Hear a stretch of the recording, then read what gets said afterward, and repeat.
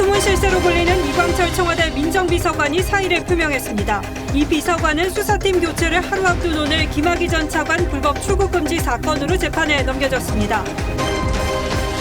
이재명 지사가 흑수저 비주류로 약자를 보듬을 것이라며 대선 출마를 선언했습니다.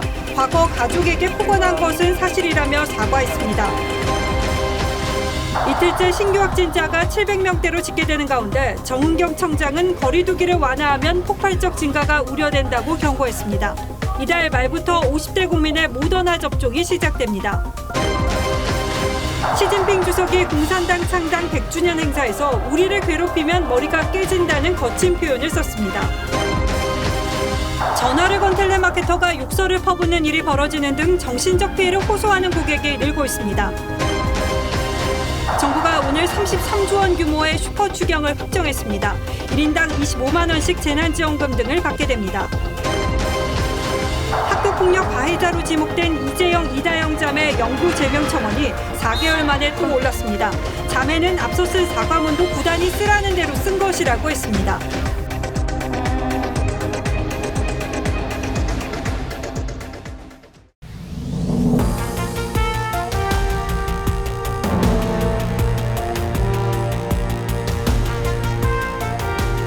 시청자 여러분 안녕하십니까. 뉴스나인의 신동욱입니다. 이광철 청와대 민정비서관, 비록 비서관급 참모에 불과하고 대중적 인지도가 있는 인물도 아닙니다만 그동안 정권 관련 의혹이 불거질 때마다 끊임없이 거론되어 온 문재인 대통령의 최측근 인물입니다. 동시에 이른바 조국 라인의 핵심 인물이라는 평가도 있습니다. 그 이광철 비서관이 오늘 청와대에 사표를 냈습니다.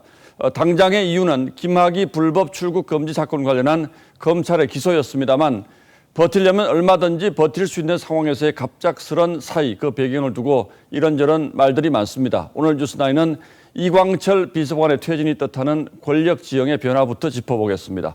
김보건 기자가 청와대 깊숙한 곳에서 나오는 얘기들을 취재했습니다. 이광철 민정비서관은 검찰 기소 4시간 뒤인 오후 5시쯤 청와대 대변인을 통해 짤막한 입장문을 냈습니다. 이번 기소는 법률적, 상식적으로 매우 부당한 결정으로 유감스럽다면서도 직무 공정성에 대한 우려와 국정 운영 부담을 숙고해 사의를 표명했다고 했습니다. 각종 권력형 비리 의혹의 단골 혐의로 등장하는 이광철 민정비서관, 청와대가 비리 혐의자, 형사 피고인으로 득실 그랬어야 되겠습니까? 이 비서관은 조국 민정수석 당시인 2017년 5월 행정관으로 청와대에 들어온 조국 라인의 핵심으로 울산시장 선거 개입 의혹 사건으로 검찰 수사도 받았습니다. 김기현 전 울산시장 측근 비리 첩보가 청와대에서 경찰로 이첩되는 과정에 개입했다는 의혹을 받았지만 검찰에서 무혐의 처분을 받았습니다. 윤석열 전 총장 징계 국면에선 법원이 법무부의 정직 징계를 수용할 거란 보고서를 작성한 당사자로 지목됐고 지난 2월엔 검찰 인사를 두고 상관이었던 신현수 전 수석을 패싱하고 법무부 장관과 직접 소통했다는 의혹도 제기됐습니다.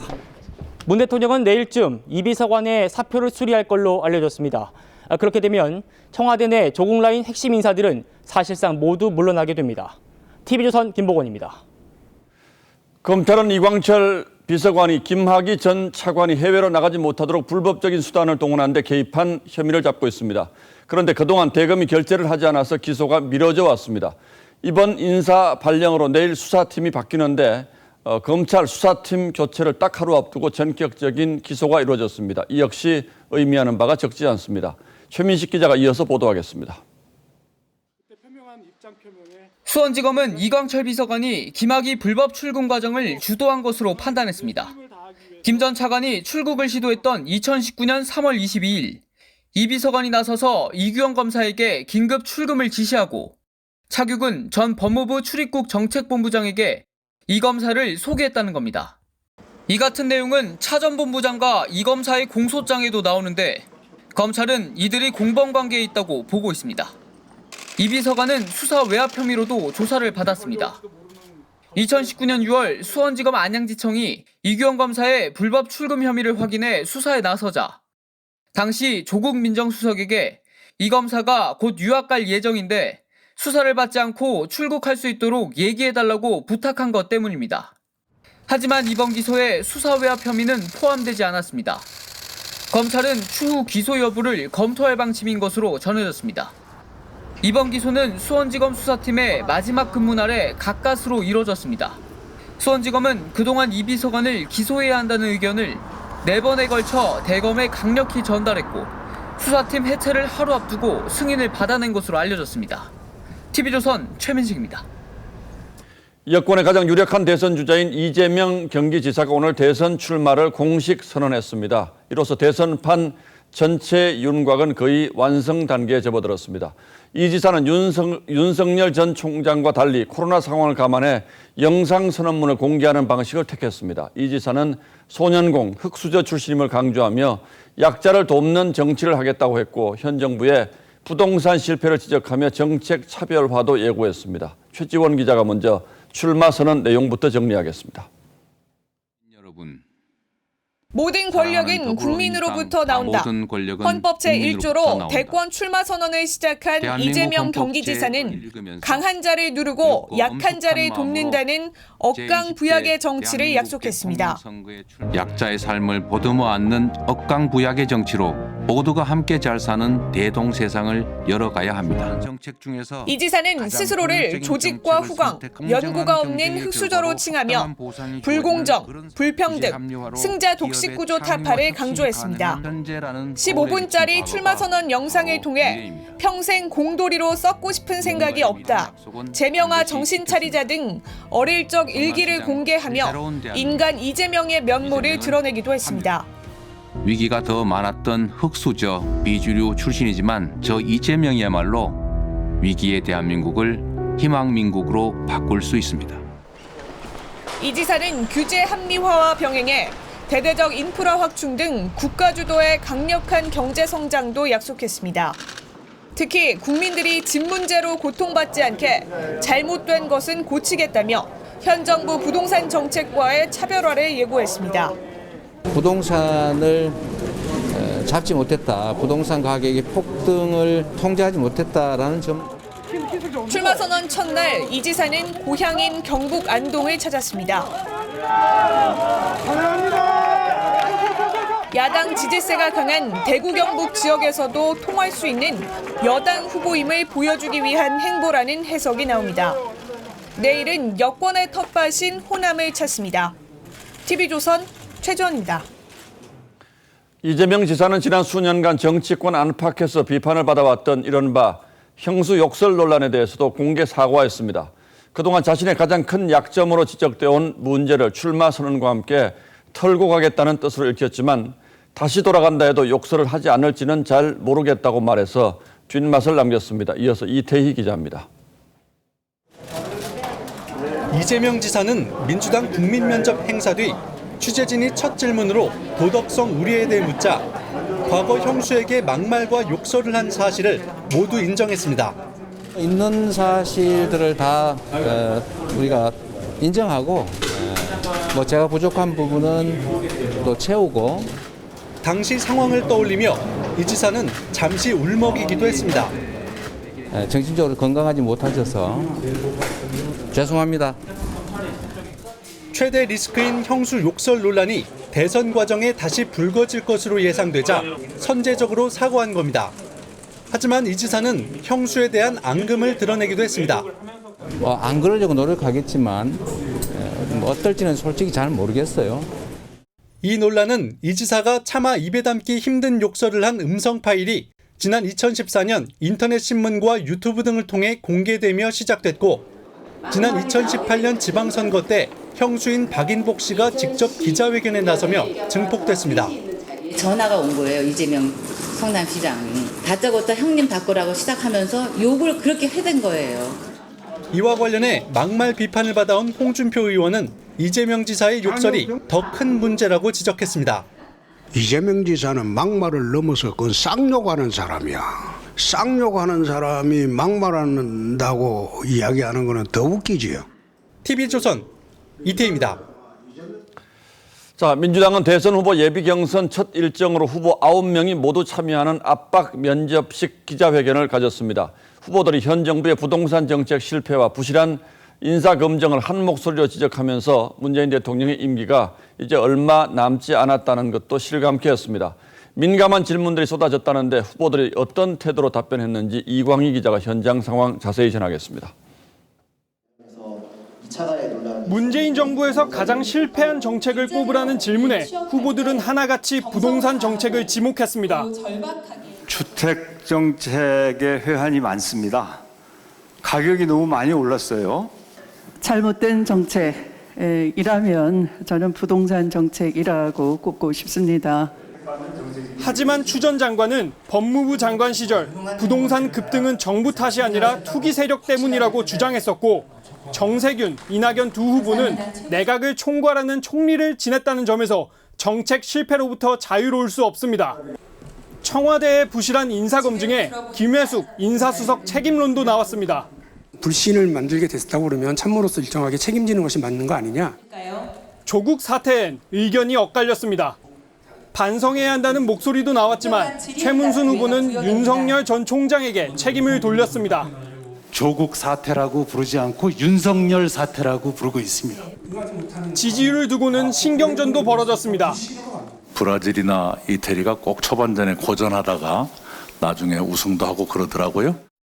민주당은 이번 기자회견을 압박 면접 형식으로 진행해 긴장감을 높이려 했지만 유력 주자들의 민감한 질문을 피해 기대에 미치지 못했다는 평가도 나옵니다. 이런 가운데 예비 경선 국민 면접관에 조국 흑서 저자인 김경률 회계사를 넣는 문제를 두고 혼선도 빚어졌습니다. 이낙연 전 대표가 받아들일 수 없다며 반발하자 취소시켰습니다. TV조선 이광희입니다. 대선 민심 살펴보는 두 번째 순서로 오늘은 호남 지역으로 가보겠습니다. 현 여권의 전통적 지지 기반인 호남은 본선 경쟁력을 보고 전략적 투표를 하는 곳으로도 잘 알려져 있죠. 동시에 보수 정당에게 넘기 힘든 장벽으로 여겨지는 곳이기도 합니다. 그런데 이번에는 상황이 좀 독특합니다. 조정민 기자가 광주를 찾아가서 지역 민심 직접 들어봤습니다. 될 사람에게 몰아준다. 호남 유권자들의 투표 성향을 가장 잘 나타내는 말입니다. 호남 출신이 아니었지만 90% 넘게 표를 몰아준 노무현 문재인 대통령이 대표적입니다. 가장 전략적인 투표를 한다는 호남의 민심을 얻을 주자는 과연 누가 될까요? 최근 여론조사에선 비호남 출신인 이재명 경기지사가 선두를 달리고 있고 윤석열 전 총장이 22.3%의 지지로 뒤를 쫓고 있습니다. 요즘에 호남의 이낙연 후보보다는 이재명 후보 쪽에 많이 선호를 하는. 반면 김대중 대통령에 이어 또 한 번 호남 대통령을 바라는 민심도 적지 않습니다. 저는 이낙연님하고 정세균님 두 분 중에 한 분이 됐으면 해요. 아무래도 저희 호남권에 좀 맞지 않을까 싶어서. 여권의 호남 지지율이 최근 하락세를 보이는 상황에서 야권의 호남구애가 어느 정도 통할지도 관심입니다. 여러 좋은 또 사람들이 나와서 또 대권 경쟁을 하는 것도 굉장히 바람직하다고 생각하거든요. 호남 민심은 아직까진 유동적입니다. 지금 현재로서 누가 대통령이 됐으면 쓰겠다 그런 것은 아직 생각 못 해봤어요. 일단. 아직 이제 대선까지 시간이 조금 남았기 때문에 이제 대선이 딱 투표 시작하기 전까지. 정권 재창출의 열망만큼은 굳건하지만 누구에게 표를 몰아줄지 아직은 지켜보겠다는 게 호남의 민심입니다. 호남의 전략적 선택을 기대하는 주자들의 경쟁은 투표율이 다가올수록 더욱 치열해질 전망입니다. TV조선 조정른입니다. 예, 다음 뉴스입니다. 국내 코로나19 신규 환자가 이틀 연속으로 700명 넘게 나왔습니다. 인구가 밀집된 수도권에서 확진자의 85%가 나왔습니다. 활동량이 많고 백신을 맞지 않은 젊은 층들이 이번 재확산의 위험에 가장 크게 노출돼 있다는 뜻이기도 하죠. 그래서 현행 거리두기 일주일 연장으로는 확산세 잡기가 쉽지 않을 거라는 걱정도 많습니다. 박상준 기자가 취재했습니다. 젊은이들이 주로 찾는 서울 홍대거리. 이곳에 있는 한 음식점에서는 나흘간 21명의 확진자가 잇따라 나왔습니다. 이곳은 음주를 동반해 춤을 추는 곳이었고 지하에 위치해 환기가 어려웠습니다. 원어민 강사들이 다녀간 음식점과는 700m 떨어져 있습니다. 200명 이상 발생한 마포구 음식점, 경기도 영어학원과 역학적 관련성은 아직 확인되지는 않았습니다. 원어민 강사 관련 집단 감염은 29명이 추가돼 누적 확진자는 242명으로 늘었습니다.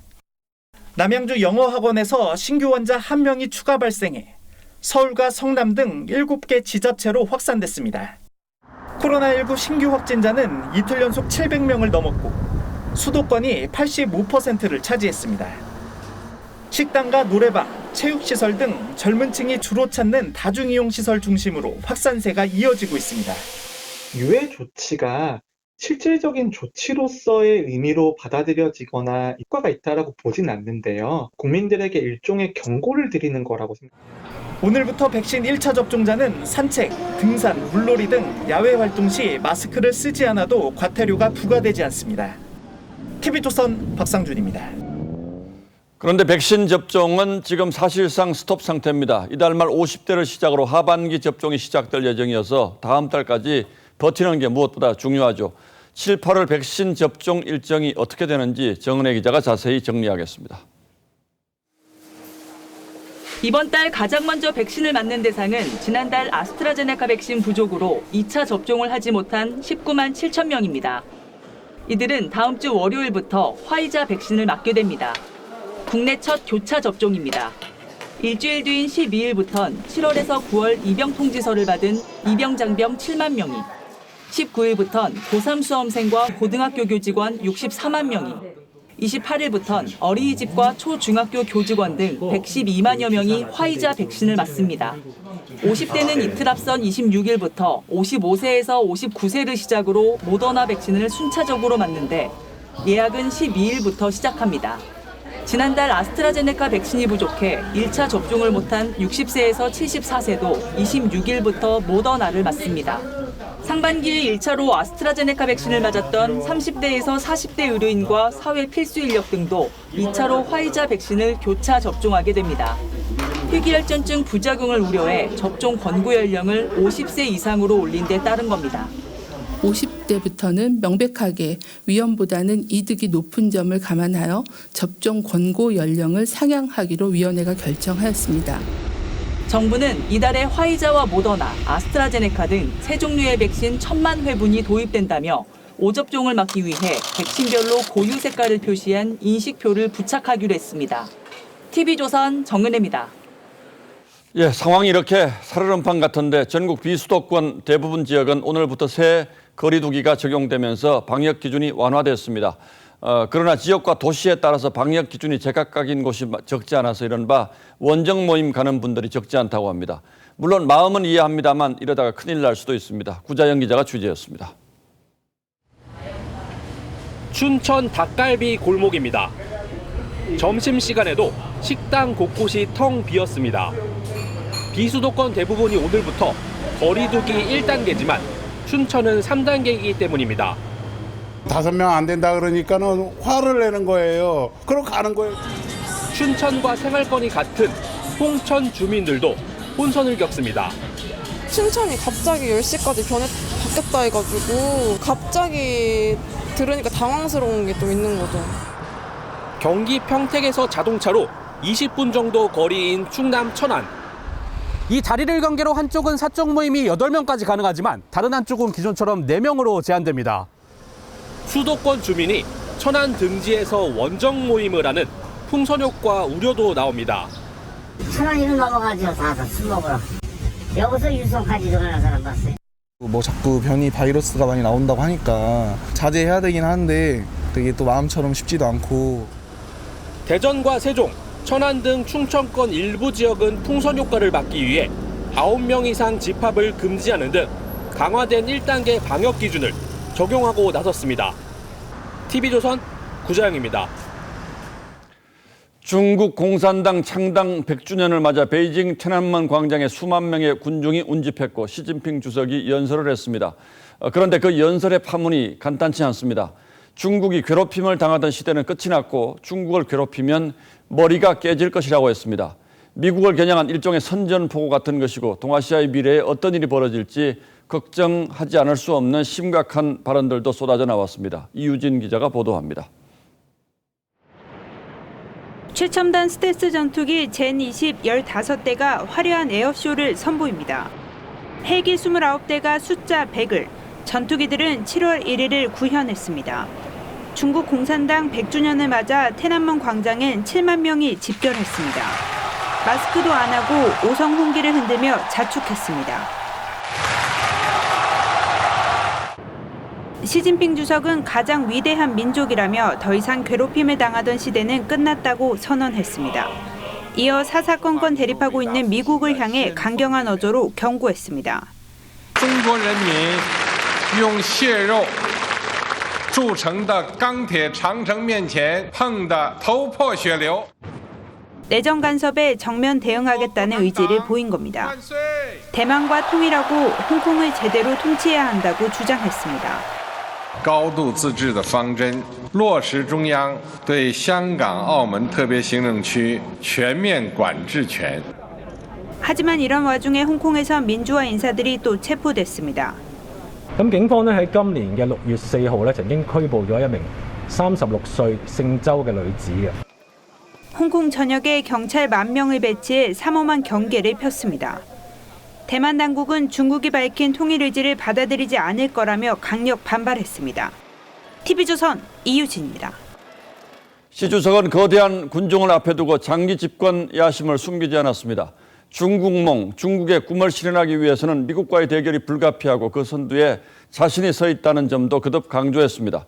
오늘의 포커스는 시 황제 시진핑의 꿈 그리고 위태로운 세계 질서에 맞추겠습니다. 시진핑 주석이 박수갈채를 받으며 태난먼 망루에 오릅니다. 회색 인민복 차림으로 죽을 때까지 27년을 집권했던 마오쩌둥을 떠올리게 합니다. 시 주석의 장기 집권에 대한 야망은 갈수록 커지고 있죠. 오늘도 1시간이 넘는 연설을 소화하며 2049년까지 아우르는 중국의 목표를 강조했는데 첫 번째 100년의 목표가 샤오캉, 즉 국민의 풍족한 생활이었다면 새로운 100년의 목표는 사회주의 현대화 강국 건설, 즉 미국을 넘어서는 초강대국이 되는 것이라는 뜻을 드러냈습니다. 正在意气风发，向着全面建成社会主义现代化强国的第2个100年奋斗目标迈进。 시 주석은 앞으로 중국이 세계를 이끄는 것은 필연이라고 했죠. 바이든 취임 이후 본격화하는 미국의 견제 움직임에 경고장을 날린 셈입니다. 也绝不允许任何外来势力欺负、压迫、奴役我们。 하나의 중국을 언급하면서 홍콩, 대만 문제에서 더욱 강경한 노선을 예고했습니다. 중국의 과거 영광을 되살리겠다는 이른바 중국몽입니다. 这是中国共产党的伟大光荣。 미국과의 갈등은 중국 내부에서 장기 집권의 발판을 만드는 명분이기도 합니다. 중국의 차기 지도자를 결정하는 당대회는 내년 10월에 열리지만 중국 내부에서는 이미 시진핑의 임기 연장을 기정사실로 받아들이고 있습니다. 일당 독재 체제를 유지하면서도 내부적으로 엄격한 견제와 균형이 작용했던 중국 통치 체제가 중국몽을 앞세운 시진핑의 1인 독재로 퇴행할 것인지. 뉴스나인 포커스였습니다. 7월 첫날 무더위도 본격 시작됐습니다. 습도가 높은 탓에 서울의 한낮 체감 온도는 33도를 기록했는데요. 서울, 경기, 광주 등에는 올해 처음으로 폭염주의보가 내려졌습니다. 이 더위는 내일도 이어지겠고 모레부터는 장마가 시작됩니다. 김우원 기자입니다. 전남 영암의 한 조선소. 뜨거운 햇볕 아래 노동자들이 구슬땀을 흘리며 작업을 하고 있습니다. 조금 전에 옷을 벗었다 입었는데 그래도 더위가 안 가시네요. 참 덥습니다, 지금 날씨가. 서울 도심의 청계천은 최고의 피서지가 됐습니다. 오늘 날씨 너무 더워요. 오늘 걸으려고 했다가 여기 시원한 청계천으로 왔어요. 7월의 시작인 오늘 전국 대부분 지역에서 낮 기온이 30도 이상 올랐습니다. 오늘 낮 서울과 광주 등 체감 기온은 최고 33도로 웃돌면서 올해 처음 폭염주의보가 내려졌습니다. 덥고 습한 무더위는 내일도 강원도와 경북을 제외한 전국 대부분 지역에서 이어집니다. 동중국해에 있는 정체전선이 북상하면서 모레부터는 오전 제주도를 시작으로 전국에서 장마가 시작됩니다. 많은 수증기를 가진 공기가 유입되면서 중부지방, 전라도, 남해안, 지리산 부근을 중심으로 50에서 100mm, 많은 곳은 150mm 이상의 매우 많은 비가 내리는 곳이 있겠으며 기상청은 특히 토요일 밤과 일요일 새벽 사이 천둥과 번개를 동반한 시간당 50mm의 폭우가 내리는 곳도 있을 것이라며 저지대 침수 등의 사전 대비를 당부했습니다. TV조선 김우원입니다.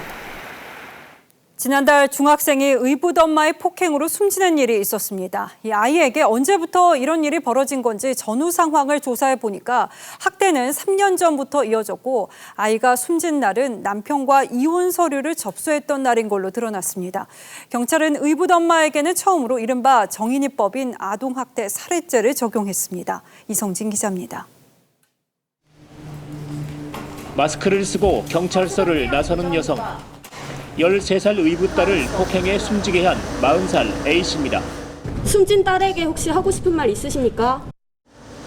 A씨는 지난 22일 이혼 서류를 접수한 뒤 남편과 전화로 다퉜습니다.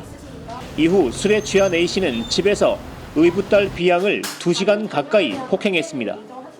경찰은 A씨가 3년 전부터 최소 4번 B양을 학대한 것으로 확인했습니다. B양의 초등학생 남동생도 한 번 학대한 걸로 파악했습니다. 숨진 B양의 사인은 외부 충격에 의한 장기 파열로 추정됩니다. B양은 지난 5월에도 같은 증세를 보였는데 경찰은 A씨가 B양의 배가 부풀어 오른 걸 알면서도 계속 때려 숨지게 했다며 살인의 고의성이 있다고 판단했습니다. 피해 아동이 지속적인 학대로 신체가 허약해진 상태를 알고서 2시간 가까이 잦은 폭행을 한. 경찰은 오늘 A씨에게 일명 정인이법인 아동학대 살해죄를 적용해 검찰에 송치했습니다. 지난해 2월 법 개정으로 신설된 아동학대 살해죄는 최소 징역 7년 이상에서 최대 사형에 처할 수 있도록 규정하고 있습니다. TV조선 이성진입니다. 학교폭력 가해자로 지목된 배구 선수 이재영, 이다영 자매 영구 제명 청원이 4개월 만에 또 올랐습니다. 여론 반발을 불러온 이름 복귀 추진과 자매가 내놓은 해명이 낳은 결과로 해석되는데요. 이 자매는 4개월 전에 학교폭력 논란이 불거졌을 당시에 쓴 사과문도 구단이 쓰라는 대로 쓴 것이라면서 구단 측의 결정에 반발을 드러내는 해명을 내놓기도 했습니다. 해명인지 성난 여론에 기름을 붓는 건지 모를 자매의 주장은 이뿐이 아닙니다. 이다솜 기자가 전하겠습니다. 이재영, 이다영 자매는 한 방송사와의 인터뷰를 통해 피해자들에게 사과하고 싶다고 했습니다. 다만 일부 사실은 과장됐다고 주장했습니다. 이다영은 칼을 대고 목에 찔렀다, 이런 건 전혀 없었던 부분이고 그걸 들고 욕을 한 것뿐이라고 했습니다. 선수 등록을 포기한 흥국생명 구단에 대한 원망도 감추지 않았습니다. 이재영은 구단에서 무조건 사과문을 써야 한다고 요구했고 문구도 다 보내줘서 그대로 받아 적었었다고 털어놨습니다. 하지만 두 선수의 해명은 오히려 자충수가 됐습니다. 온라인상에선 칼을 들었다면 위협 아닌가, 칼을 들었다는 자체가 끔찍하다는 댓글이 이어졌습니다. 사과문 역시 자매의 진심은 없었던 것이냐며 실망스럽다는 반응이었습니다. 두 선수의 영구 제명을 주장하는 청와대 국민청원도 진행되고 있습니다. 적극적인 대처보다는 사건 감추기에만 급급했던 사실이 드러난 흥국생명은 공식 입장을 자제하겠다며 말을 아꼈습니다. 사실상 선수 복귀가 어려워진 두 선수, 학교폭력 피해자들을 명예훼손으로 고소한 데 이어 흥국생명 구단과도 자녀연봉 보존 등 법적 소송에 나설 가능성도 제기됩니다. TV조선 이다솜입니다. 가입자가 숨질 경우에 유족이 목돈을 지급받는 종신보험을 저축성 보험인 줄 알고 가입하는 사회 초년생들이 늘고 있습니다. 이 보험사가 20대 초반에 얕보고 애매한 설명으로 가입을 권유하는 경우도 많다고 하는데요. 그 실태를 김혜나 기자가 취재했습니다. 20대 직장인 유한미 씨는 2년 전 저축성 보험으로 알고 가입했던 상품이 종신보험이었다는 걸 뒤늦게 알게 됐습니다. 그런 설명을 듣지 못한 유 씨는 본사의 불완전 판매라고 항의하는 민원을 제기하고 나서야 원금을 돌려받을 수 있었습니다. 비과세 저축성 계좌라는 것만 많이 이제 강조를 받았으니까 그렇게만 알고 가입을 했었어요. 종신보험은 장기간 보험료를 꾸준히 넣다가 가입자가 사망하면 보험사가 목돈을 지급하는 방식이라 위험 보험료가 높고 판매를 늘리기 위해 보험 설계사 수당도 더 많이 챙겨주기 때문에 사업비가 저축성 보험보다 많게는 3배나 많습니다. 중간에 해약을 해도 원금 대부분을 돌려받을 수 없는 겁니다. 100만 원 이렇게 돼 있는 거예요. 들어간 금액은 1,000만 원이 넘는데. 종신보험의 불완전 판매가 늘면서 지난해 하반기 관련 민원은 3,000건이 넘었고 특히 20대 이하 비중이 36.9%에 달합니다. 이제 막 직장 생활을 한 단계에서 금융에 대한 지식의 부족 혹은 뭐 경험의 부족, 미래에 대한 불안감 이런 것들을 그냥 이용하는. 금융감독원은 불완전 판매 민원이 많은 보험사에 대해 관리를 강화하겠다고 밝혔습니다. TV조선 김예나입니다.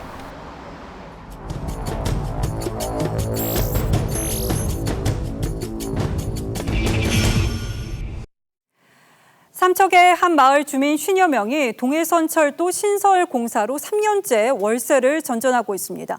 정부가 진행하는 공사이고 또 이주민 단지가 만들어질 거라기에 신뢰하고 살던 집을 내줬는데 단지 조성은 없던 일이 됐습니다. 앞서 주민과 이주 협약을 진행했던 철도공단과 지자체에 왜 이런 일이 벌어진 건지 물어봤습니다. 장혁수 기자입니다. 삼척 포항을 연결하는 동해선 철도 건설이 한창인 강원도 삼척의 오분동. 2018년부터 공사가 시작돼 이 마을 17가구 등 23가구가 다른 곳으로 옮기게 됐는데 이주 문제를 둘러싼 갈등이 3년째 이어지고 있습니다. 국가철도공단이 이주 대상 약 90가구에 약속한 이전 대책이 제대로 이행되지 않기 때문입니다. 저희들 최소한 2년 정도면 어지간히 끝나겠다. 공단 측은 주민에 대해 기존 주택 건물의 보상비를 지급하고 인근에 이주단지를 만들어 새 집을 분양할 계획이었습니다. 협약서를 좀 보고 이주단지가 완공될 때까진 임시거처를 얻도록 보증금 500만 원과 월세 50만 원도 지원했습니다. 하지만 3년이 지나도록 이주는커녕 이주단지 부지 결정도 안 된 상태. 왜 토지 주인도 모르게 감정평가도 안 하고 협약서를 맺었냐. 이주민은 살던 집이 허물어지고 이곳저곳 기약 없이 떠돌고. 그러니까 작년 8월부터 월세도 지금 못 주고 있어요. 지금 이렇게 버스도 아예 안 다니니까 한 1km 이상을 걸어가야죠. 병원 가려면. 전체 이주 대상 90여 가구 가운데 70가구는 이주단지 입주를 포기하고 다른 곳으로 갈 정착금을 받았습니다. 다 뜯어지는 거네. 이주 정착금을 지급할 때니까 받을 사람 받아라. 또 이런 소리를 하는 거예요. 공단 측은 부지 확보가 힘들자 사실상 이주단지 조성을 포기한 상태. 물론 해명서 체결하는데 조금 이제 저희가 좀 미스가 있었고. 남은 23가구도 정착금을 받고 다른 곳으로 이사할 것을 권유합니다. 그동안 주던 지원금도 이미 지난해 8월 지급을 중단했습니다. 요거 한번. 국가가 모든 사람한테 철도연금처럼 평생을 자존대타 줄 수는 없는 거 아닙니까? 이주민들은 공단이 약속을 어겼으니 지원을 계속하라며 소송까지 벌이는데 딸이 자기가 월세를 좀 갚아준다고 이렇게 얘기를 하는데 딸 돈을 뭐 자꾸 써서 되겠어요. 이주 협약 당사자인 삼척시는 팔짱을 끼고 있습니다.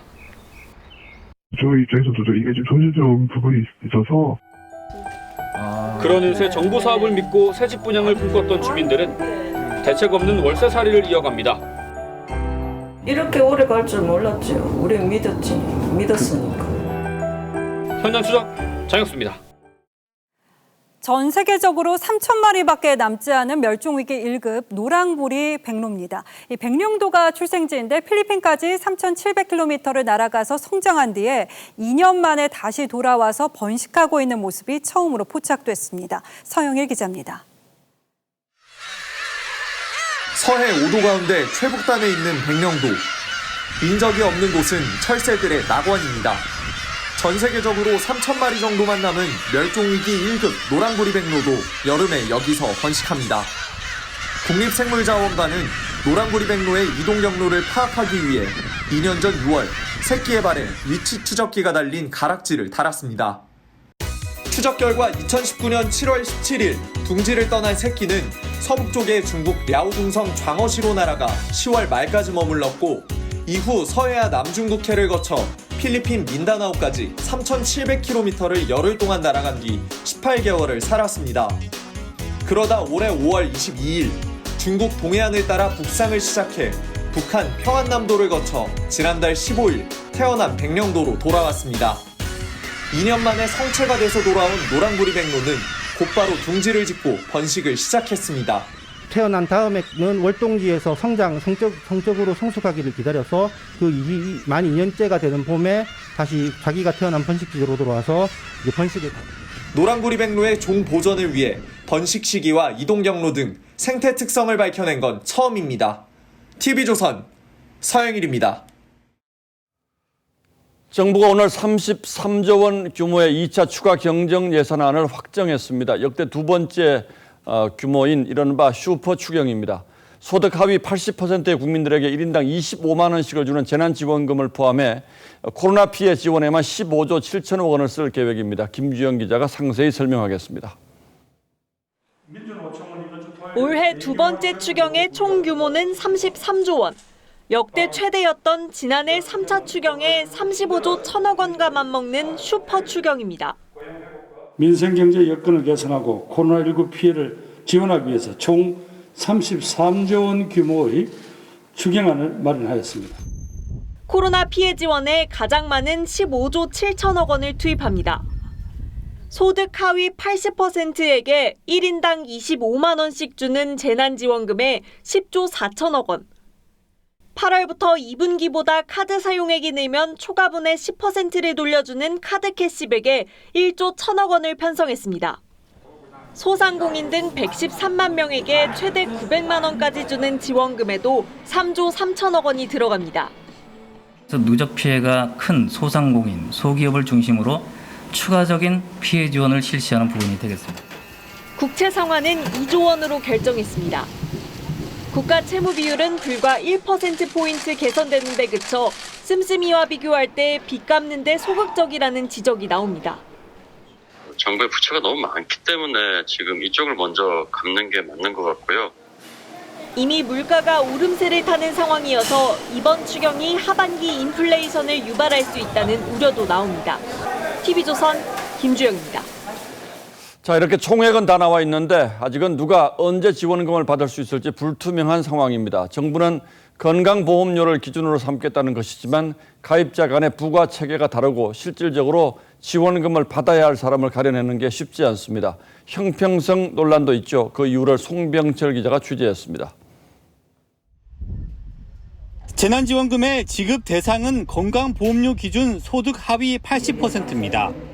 올해 건보료로 역산하면 1인 가구는 365만 원, 4인 가구는 975만 원 이하면 받을 수 있지만 이는 추정일 뿐 정확히 어느 소득 수준까지 받게 될지는 모릅니다. 가구별 지원액 상한은 없어서 만약 5인 가구의 경우에는 125만 원을 지급받게 될 것입니다. 건보료 부과 체계가 달라 형평성 문제도 불거집니다. 직장 가입자는 최근 소득까지 반영되지만 지역 가입자는 재작년 소득 자료여서 기준이 다릅니다. 또 집과 차 같은 재산은 지역 가입자에만 반영됩니다. 이 때문에 건보료를 통한 소득과 재산 파악에는 한계가 있습니다.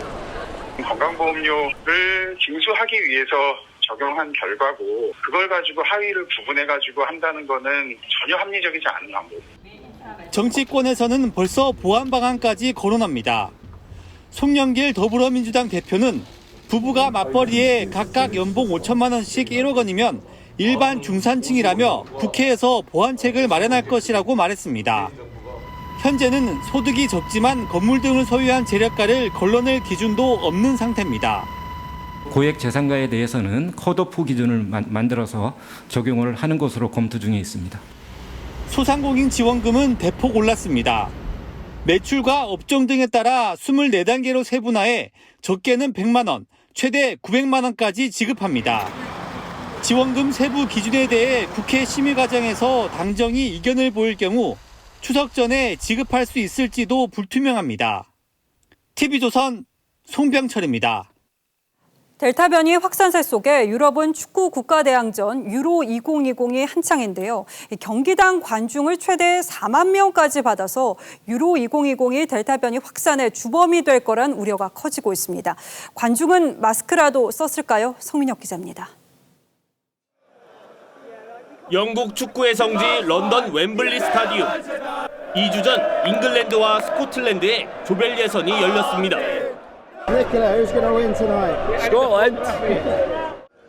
22,500명이 입장했는데 아무도 마스크를 안 썼습니다. 이 경기장에서만 확진자가 397명이 나왔고 관련 확진자는 2,000명에 이릅니다. 모두 델타 변입니다. 이후 영국의 확진자는 가파르게 늘어 최근 하루 26,000명을 넘겼습니다. 이틀 전 16강전에서 잉글랜드가 독일을 꺾자 경기장 분위기는 최고조였습니다. 집에서 보라는 경고도 소용없었습니다. Lifetime has taught me they will not win, but they did. So yeah, very entertaining, very surprising, but yeah, very fun. 잉글랜드와 우크라이나의 8강전이 열리는 이탈리아는 초비상입니다. 이탈리아는 영국발 입국자를 예외 없이 5일 동안 격리할 방침이지만 격리 규정을 지키지 않으면 무용지물입니다. 웸블리에서 열리는 준결승과 결승전엔 6만 명까지 관중을 받습니다. EU는 우려를 표했습니다. My personal conviction that UEFA needs to assess very carefully the situation in the semi-finals and the final in Wembley. 하지만 유로 2020의 관중을 거쳐 델타 변이가 유럽 곳곳으로 이미 퍼져버렸다고 전문가들은 지적합니다.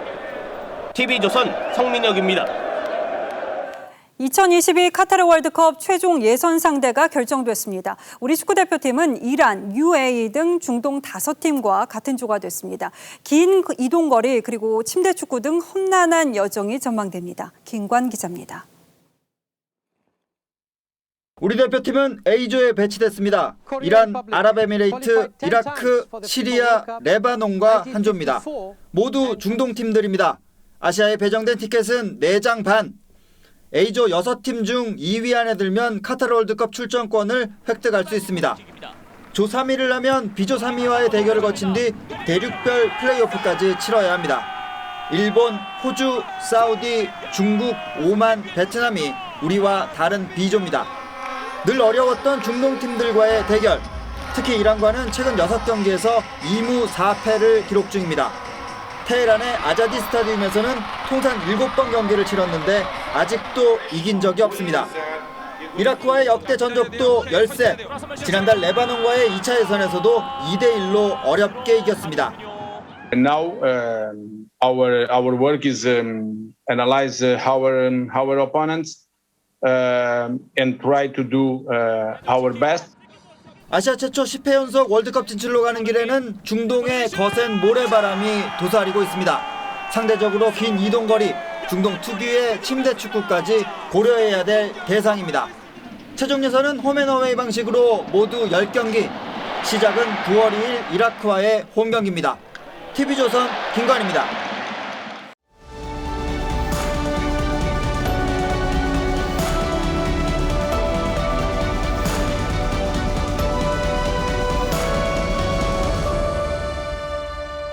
왜 불러 돌아서서 가는 사람 1970년대 방송 금지곡들은 금지 이유가 황당했습니다. 바로 이 노래, 왜 불러는 반말한다고, 그건 너는 남에게 책임을 떠넘긴다고, 그리고 물 좀 주소라는 노래도 있죠. 이 노래는 물고문을 연상시킨다고 낙인이 찍혔습니다. 그리고 김추자의 거짓말 이하는 불신 풍조를 조장하고 정부 불신을 부추긴다고 해서 금지됐습니다. 김추자처럼 이적도 거짓말을 3번 외칩니다.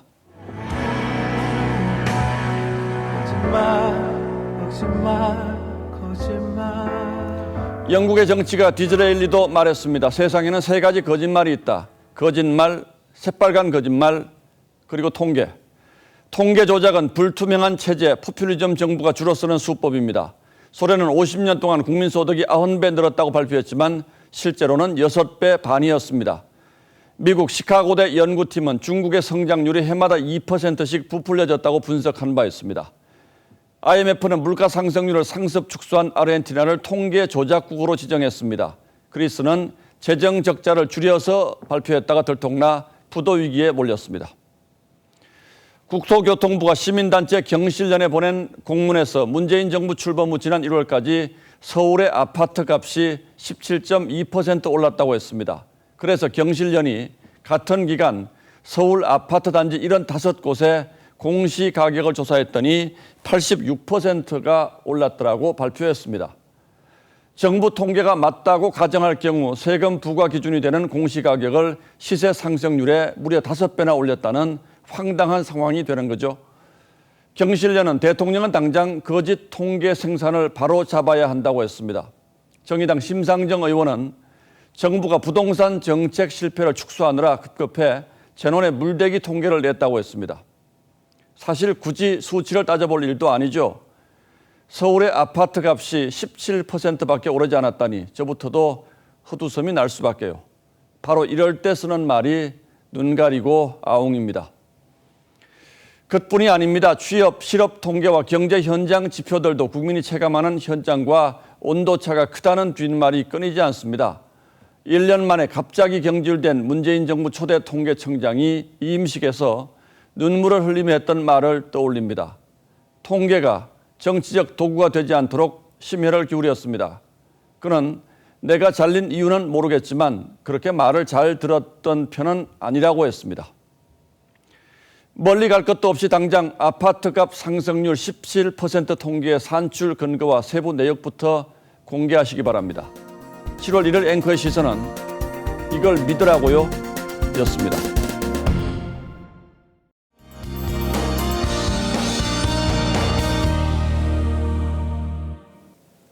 오늘 많이 더우셨죠? 습도가 높아서 더 무덥게 느껴지셨을 텐데요.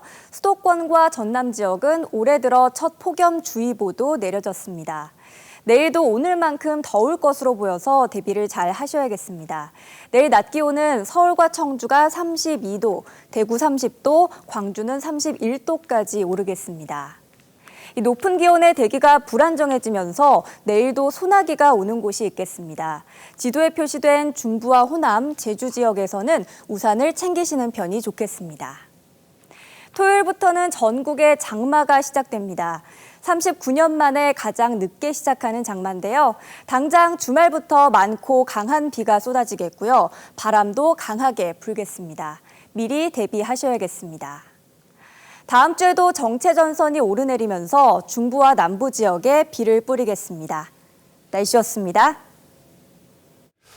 네, 7월 1일 목요일 뉴스9는 여기서 모두 마치겠습니다. 시청해주신 여러분 고맙습니다.